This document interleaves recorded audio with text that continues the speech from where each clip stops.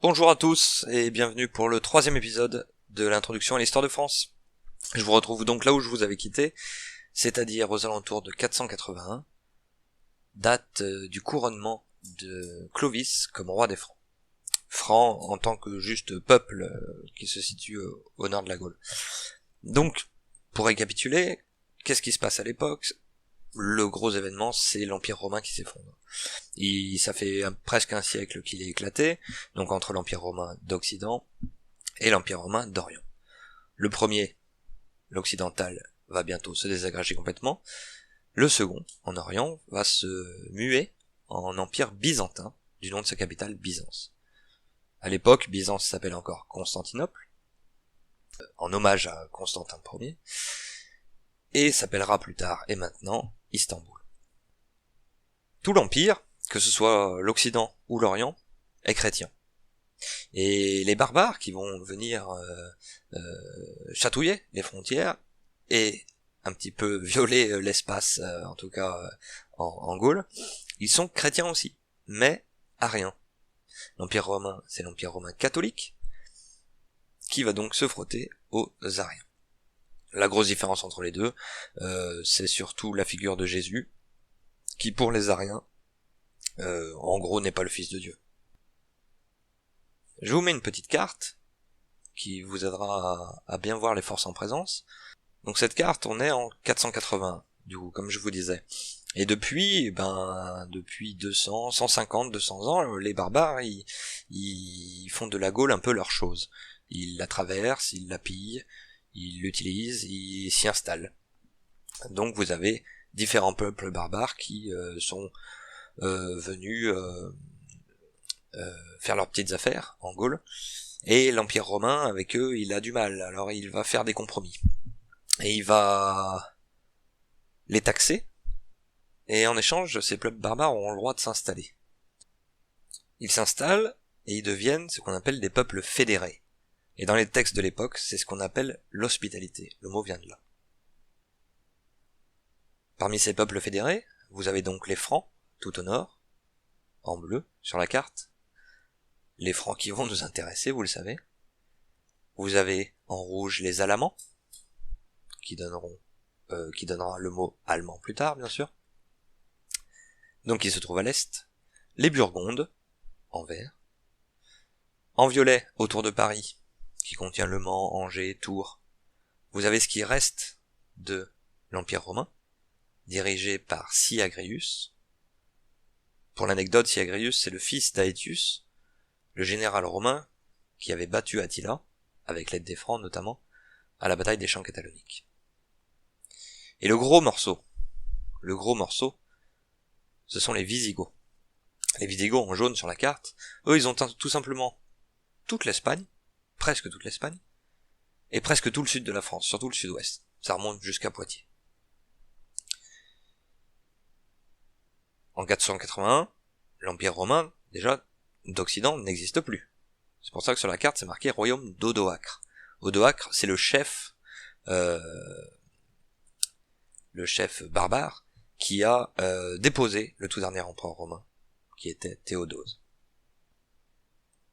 Pour faire une petite aparté, c'est les Alamans qui me font penser à ça. Vous voyez que que beaucoup de noms qu'on utilise encore maintenant pour désigner un territoire viennent de cette époque. Les Alamans, du coup, l'Allemagne, les Francs, la France. Vous avez aussi sur la carte, si vous voyez, ce qu'on appelle justement l'Angleterre maintenant, c'est parce qu'il y avait les Angles, qui étaient un peuple encore de cette époque. Vous avez aussi dans le même genre, en moins important, les Vascons, qui ont donné le Pays Basque, et les Bretons, qui vont donner la Bretagne. Comme je vous l'avais dit dans le podcast précédent, la Gaule est donc un cœur à prendre. La rupture avec l'Empire romain, elle est actée, elle n'est pas consommée, mais elle est actée. Il y a juste ce petit reste dirigé par Syagrius, mais voilà, il a plus l'Empire derrière lui pour le soutenir. Et ça, ce cœur à prendre, les barbares, ils se le disputent. Et en arbitre, c'est un petit peu le peuple gallo-romain. Donc ce peuple gallo-romain catholique, encore une fois, très très important, et ça va être un petit peu à lui de bien jouer son coup pour que ce soit son champion qui récupère la Gaule, le territoire. Et ça aussi, je vous l'avais dit, c'est Clovis qui va être choisi, surtout par les évêques à l'époque, car Clovis n'est pas chrétien, ce qui fait qu'au moins ce n'est pas un hérétique, et qu'il va même devenir chrétien.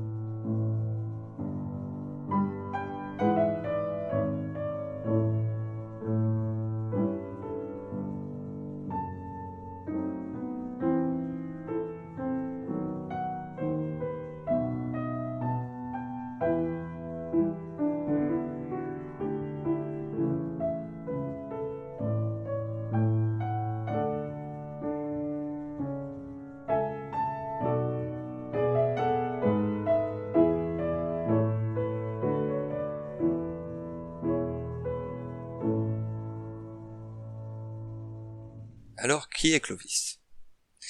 Clovis naît vers 465, au nord-est de la Gaule, chez les Francs saliens.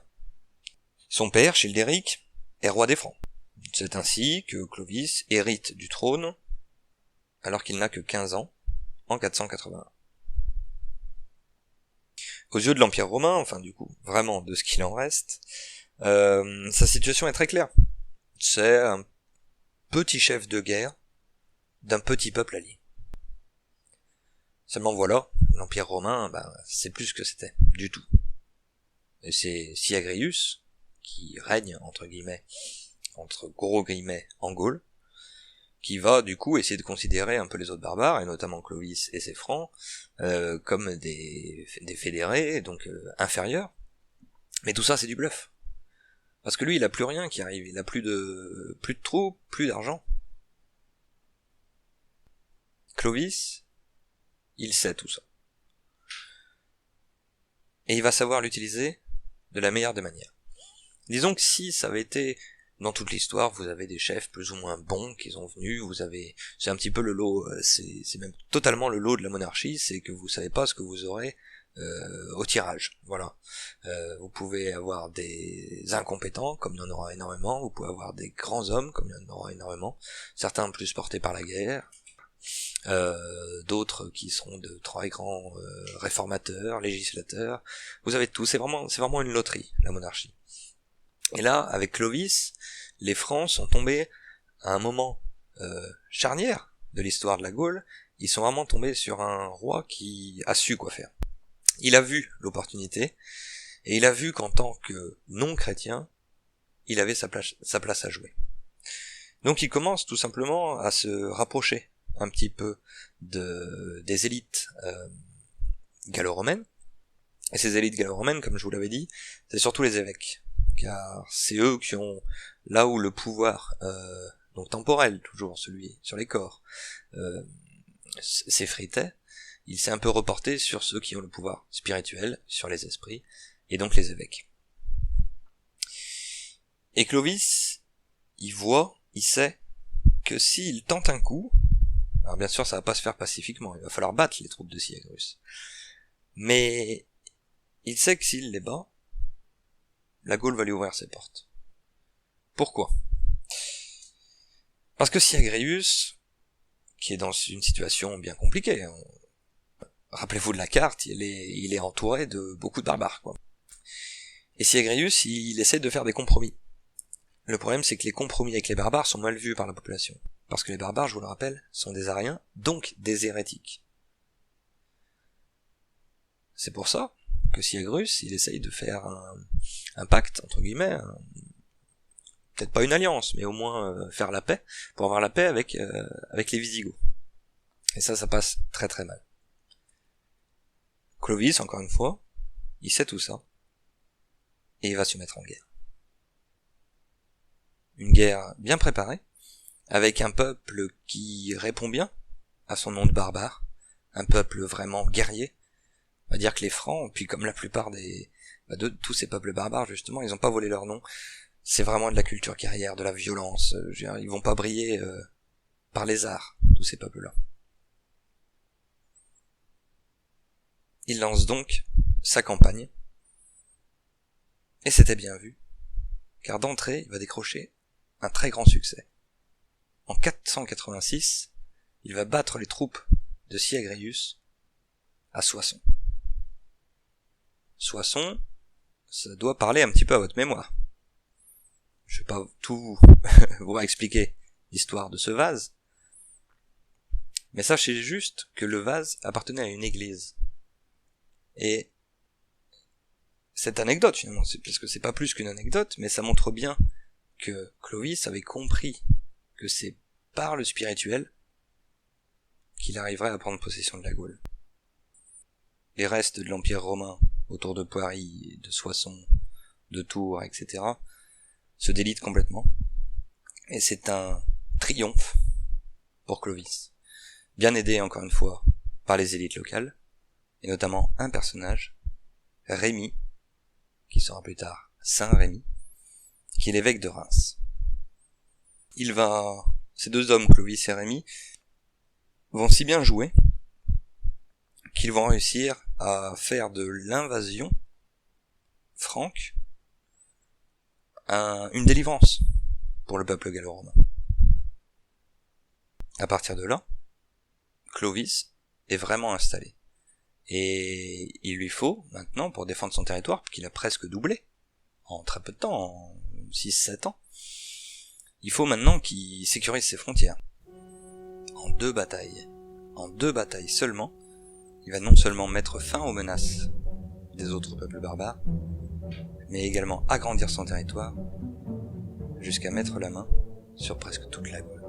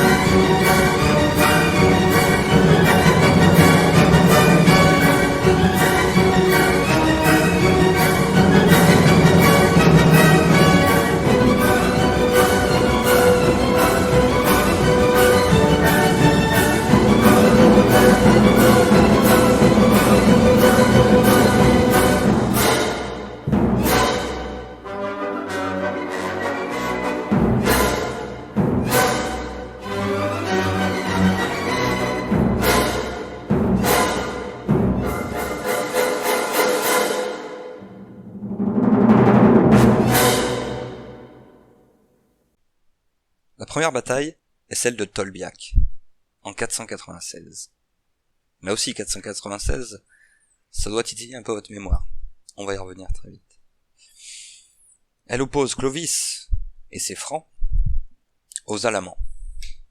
Alamans, qui sont directement sur la frontière est du royaume franc et de l'ancienne Gaule romaine. Clovis l'emporte. Mais c'est pas le plus important. Le plus important, c'est que Clovis, encore une fois, il a très bien jaugé l'histoire. On a vu il a fait le constat comme quoi le catholicisme était très très important pour s'emparer pacifiquement, au moins après la grande bataille de Soissons, mais pacifiquement de la Gaule. Et c'est aussi un homme qui connaît l'histoire. Il a entendu parler de Constantin Ier, l'empereur romain, le premier qui s'était converti au christianisme. J'espère que vous vous rappelez, il s'était converti après avoir vu un chrisme dans le ciel. Un chrisme et avoir entendu la voix qui lui avait dit « Par ce signe tu vaincras ». Il y a de très fortes chances pour que ce soit faux, mais l'imaginaire des peuples avait été frappé par cette image. Et Clovis, il va pas s'emmerder, il va exactement nous refaire le même coup. Lui, ce sera pas au pont Milvius, mais ce sera à la bataille de Tolbiac. Alors là, pareil, exactement le même coup, signe que Clovis aperçoit, voit qui lui dit qu'il va vaincre. Le coup médiatique, le coup de com', on va dire, c'est le grand-père du marketing, le coup est parfait. Dans les faits, il faut être bien plus terre à terre. Donc là, je pense que cette fois, après vous l'avoir sermonné tant de fois, vous avez compris l'importance du catholicisme pour les Gallo-Romains. Mais il y a aussi presque la vie personnelle de Clovis qui rentre en compte. 3 ans avant, il s'était marié à Clotilde, une fervente catholique, très fervente catholique. Clotilde qui était la sœur du roi Burgonde. Donc c'était un peu une alliance, enfin un mariage royal comme il y en aura tant dans l'histoire. Et ils mettent ce plan un petit peu, ce plan de la conversion, et ils le mettent au point avec Saint-Rémy. Et c'est ainsi qu'après cette grande victoire, Clovis devient chrétien, catholique plus précisément, et c'est Saint-Rémy lui-même, l'évêque de Tours, donc c'est vous dire la légitimité que ça va apporter à Clovis, qui va le baptiser le 25 décembre 496. La moitié du travail est faite. Clovis, maintenant, il a les coups des franges, à l'est. Les Alamans ne sont plus une menace. Il a aussi les coups des franches à l'intérieur, car il est maintenant très légitime, en tant que roi soutenu par les évêques et en tant que roi catholique. La menace qui lui reste, et non des moindres, c'est le peuple wisigoth. Les Visigoths, c'est pas des rigolos, c'est pas Jojo le rigolo. Ils ont un territoire énorme, toute l'Espagne, grande partie du sud-ouest de la Gaule et une petite partie du sud-est. Et ils ont à leur actif, ça fait un paquet d'années qu'ils sont là, ça fait plus d'1 siècle qu'ils sont installés. Ils ont à leur actif des pillages tout sauf modestes, c'est-à-dire le pillage d'Athènes, il y a près d'1 siècle, et ensuite le pillage de Rome. C'est pas n'importe qui fait ça. Alors Clovis, il va falloir qu'il trouve des alliés dans cette guerre. Car les Visigoths, eux, en plus d'être monstrueux militairement, ils ont un allié de poids, c'est les Ostrogoths. Et les Ostrogoths, on les voit pas sur la carte, mais ils sont installés au nord de l'Italie. Donc à l'est, au sud-est de Clovis finalement. Et lui, Clovis, il sait que s'il veut gagner, il faut empêcher ces deux peuples de se réunir.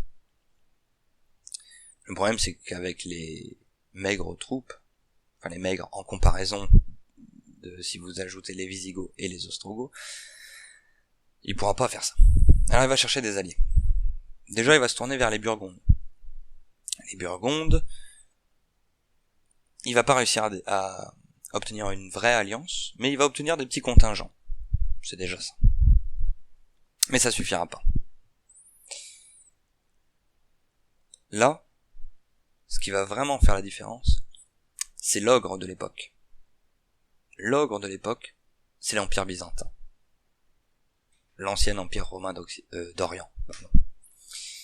L'Empire byzantin, même s'il est maintenant installé assez loin, il voit d'un bon œil, plutôt, ce roi catholique, qui arrive en Gaule et qui peut peut-être la pacifier, et après on peut faire du commerce, on peut faire des alliances. Plutôt que tous ces hérétiques de Visigoths, de Goths, d'Alamans, et ainsi de suite. Et Byzance va consentir à venir porter son soutien, un très très gros soutien, à Clovis. C'est le début d'une guerre de 11 ans. Le plan est simple. Clovis attaque frontalement avec donc ses petits contingents burgondes en renfort, il attaque frontalement les Visigoths, donc au sud-ouest de la Gaule, pendant que les flottes byzantines surveillent les côtes italiennes et autour de Nice, les côtes de Provence, pour empêcher Théodoric, le roi ostrogoth, de venir prêter main forte à Alaric, le roi wisigoth. La grosse bataille qui va décider de l'issue de cette guerre, elle se déroulera 11 ans après le début de cette guerre, et elle se passe à Vouillers, juste à côté de Poitiers. Les Francs l'emportent. Et les Francs l'emportent, et toujours pas de signe des Ostrogoths qui pourraient venir prêter main forte aux Visigoths. Donc à partir de là, c'est la voie ouverte. La porte ouverte, la voie est libre, et tous les Francs s'engouffrent. Ils descendent, et ils arrivent jusqu'à Toulouse, la capitale d'Alaric, qu'ils prennent, tout simplement. À partir de là, va se mettre en place un nouvel équilibre dans cette Gaule. Je vous mets la seconde carte de ce podcast. Vous voyez tout le territoire franc, toujours du temps de Clovis, donc Clovis est vraiment parti avec la petite zone rouge au début. En un règne. Il a pris tout ça. Les Visigoths ont reculé, ils gardent quand même les Pyrénées et le Pays Basque, et puis bien sûr toute l'Espagne. Et les Ostrogoths, donc qui étaient au nord de l'Italie, sont arrivés in extremis au dernier moment pour empêcher Clovis carrément de rafler tout le sud-est de la France. En 28 ans, Clovis a donc triplé, plus que triplé même, le territoire des Francs. Encore plus important, l'Empire byzantin, le seul reste de l'Empire romain, et qui reste très très très puissant, l'Empire byzantin, par un de ses ambassadeurs, il va offrir des insignes royaux à Clovis. Qu'importe finalement ce qu'il offre, il aurait pu offrir un bouquet de fleurs, ça montre juste aux yeux du peuple gallo-romain et aux yeux du monde entier. À l'époque, le monde, c'est autour de la Méditerranée. Ça montre que Clovis est maintenant légitime et qu'il va falloir compter avec lui et avec les Francs. Dorénavant, on peut le dire, Clovis est le tout premier roi de France.